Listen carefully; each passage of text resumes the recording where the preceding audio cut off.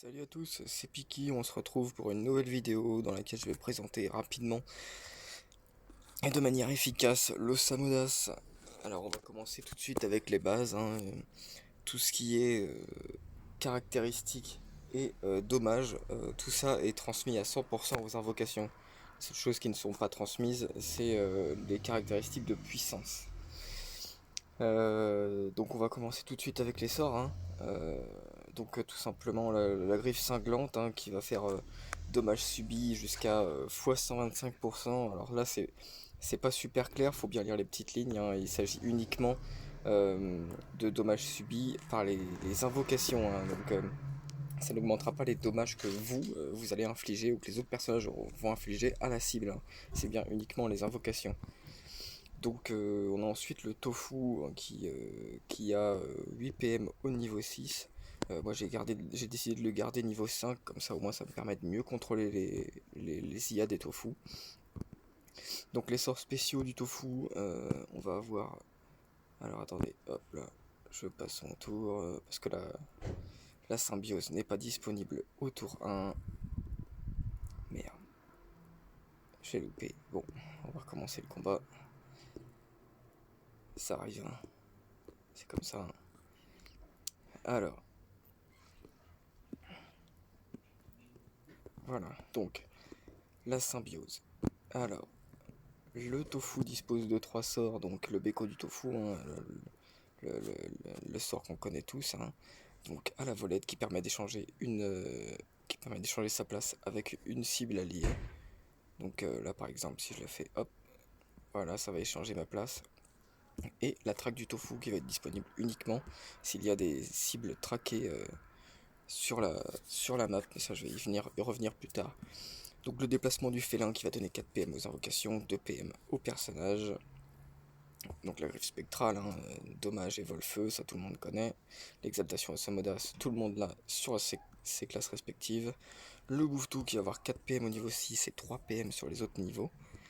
Donc on va voir tout de suite les sorts du Bouftou.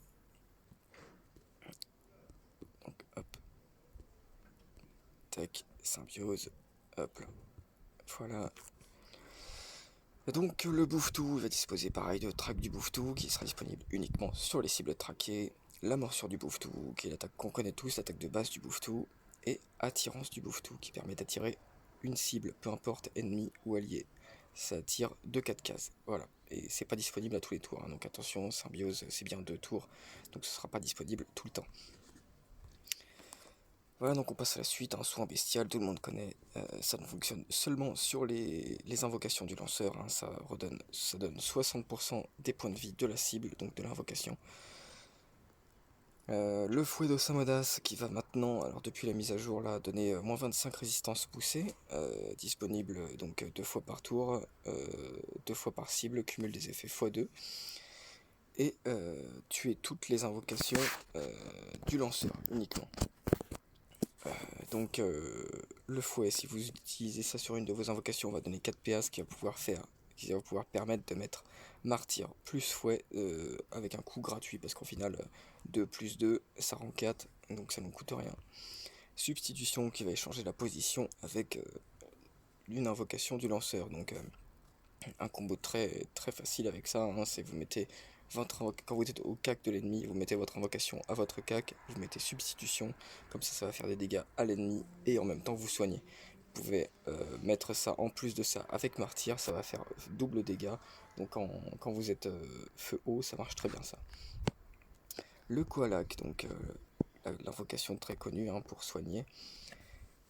Donc le Koalak, alors hop là, fin de tour, tac, tac, hop là, symbiose, le Koalak dispose.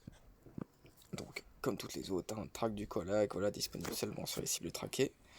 Le soin, donc, le soin qui va en gros prendre de la vie sur ses points de vie à lui pour les transmettre. Bon, là on verra pas, mais en gros pour les transmettre à une cible, la cible que vous aurez choisie, quoi. Et j'ai oublié, mais oui, son attaque que tout le monde connaît, donc voilà. Je reviendrai ensuite sur l'IA des invocations, parce qu'elle est assez particulière pour chaque invocation. Donc tumulte, que tout le monde connaît, qui donne de la puissance. Favoritisme qui va booster une invocation en sacrifiant toutes les autres. Donc en sachant que une invocation donne 1 PA, 1 PM, 25% de dommages finaux occasionnés et 20% de vitalité à par invocation sacrifiée. Donc ensuite le sanglier qu'on va voir tout de suite. Hop, hop.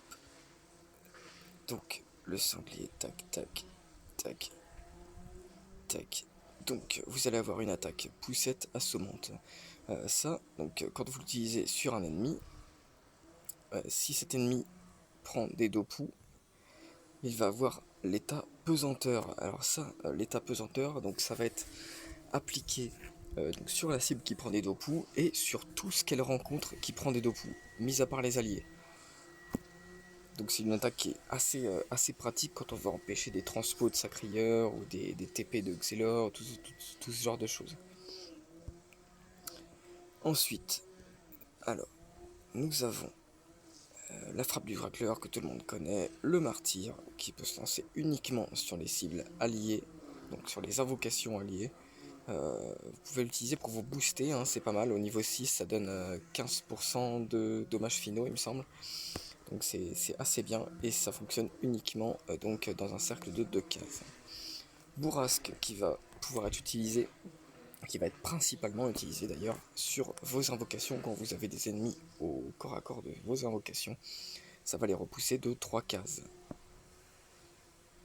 Communion qui, alors avant donnait 2 P à toutes les invocations, maintenant va servir pour sacrifier une invocation et donner des effets par rapport à la cible que vous sacrifiez. Donc 1 PM pour un tofu, 70 d'eau poussée pour les sangliers, 200 puissance pour les dragos, soin 10% de PV max pour les koalaks, 150% du niveau en bouclier pour les bouffetous.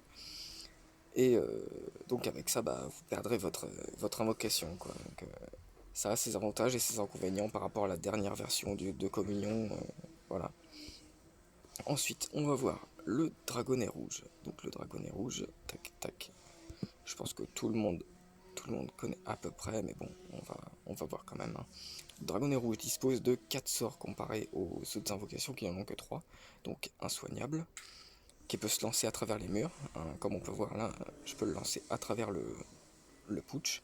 Donc le debuff, l'attaque qui peut se lancer donc une fois par cible, pardon, et la traque du dragonnet rouge. Donc voilà, tac tac, mince, tac. Donc on a ensuite acharnement, donc qui donne l'état traqué. Donc ça c'est très utile. Alors, en fait l'état traqué ça donne, donc déjà ça débloque les attaques track pour chaque invocation. Et en plus de ça, vos invocations vont prioriser la cible. Alors ça veut pas dire qu'ils vont foncer dessus à tout prix. Ça veut juste dire que s'ils ont le choix entre deux cibles, ils prendront toujours la cible traquée. Mis à part certains cas, mais ça je l'expliquerai. Donc Symbiose prend le contrôle de l'entité ciblée, alors ça durait qu'un tour avant, maintenant ça dure 2, donc on l'a vu, on vient de l'utiliser à 5 reprises sur les invocations. C'est très pratique pour du coup contrer les mauvais côtés, les inconvénients de l'IA. Corbeau qui peut se lancer à travers les murs, alors ça va aussi pousser les cibles en fonction du nombre de tofu que vous avez. Alors le nombre de tofu que vous avez, quand vous invoquez un tofu en fait, ça vous donne un état de tofu charge. Donc on va voir, voilà, Piki entre dans l'état tofu charge 1. Donc en fait, plus vous aurez de tofu, plus votre niveau de tofu charge va augmenter. Et ce niveau de tofu charge va donner repousse d'une case par tofu, uniquement sur le sort corbeau. Donc voilà, le sort corbeau est malheureusement lançable qu'une seule fois par cible. Mais bon, c'est déjà assez cheaté comme ça, quoi. Et donc enfin, la spirituelle, tout le monde connaît, invoque le dernier allié mort avec 30% de CPV. En sachant qu'on peut réanimer 2 fois la même cible. Donc il donne l'état insoignable et affaibli infini à l'invocation. Et l'état affaibli à l'Osamodas qui le fait. Alors, hop, mince, on va devoir attendre. L'état aussi affaibli à l'Osamodas pendant... Alors attendez, je regarde vite fait. Pendant... Ah bah non, il le donne plus. Avant il le donnait. Avant il donnait un état affaibli aussi à l'Osamodas pendant quelques tours. Donc voilà, alors maintenant les IA. Donc à savoir que le tofu, s'il peut taper quelqu'un, il ira toujours le taper. Et ensuite, il fuira dans la direction opposée de la cible qu'il vient de taper. Le bouffetou, il va toujours foncer sur la première cible qu'il trouve. Euh, le koalak, il va toujours chercher à vous soigner. Même s'il peut tuer une cible, il va toujours chercher une cible où il peut soigner un allié. Si jamais il n'y a pas d'allié à soigner, il va toucher la cible la plus avantageuse par rapport aux résistances et au PV. Mais sinon, ce sera toujours en essayant au maximum de vous soigner. Et ça, c'est quelque chose qu'il faut prendre en compte parce que on peut se faire avoir pas mal de fois. Le sanglier, lui, il va toujours chercher à faire des dégâts. Il va pas chercher forcément les dopus. Alors, il y a des fois où on voit qu'il va avoir des déplacements qui vont être en fonction des dopus, mais pas tout le temps. Ça, faut faire attention. Et aussi, il peut être très vite berné par tout ce qui est double. Euh, toutes les choses, les doubles, les tourelles, les invocations, tout ça, toutes les invocations peuvent être très vite bernées. Et le dragonnet va toujours chercher à debuff et ensuite à taper. Voilà. J'espère que ça vous a plu. Laissez un petit like et un commentaire.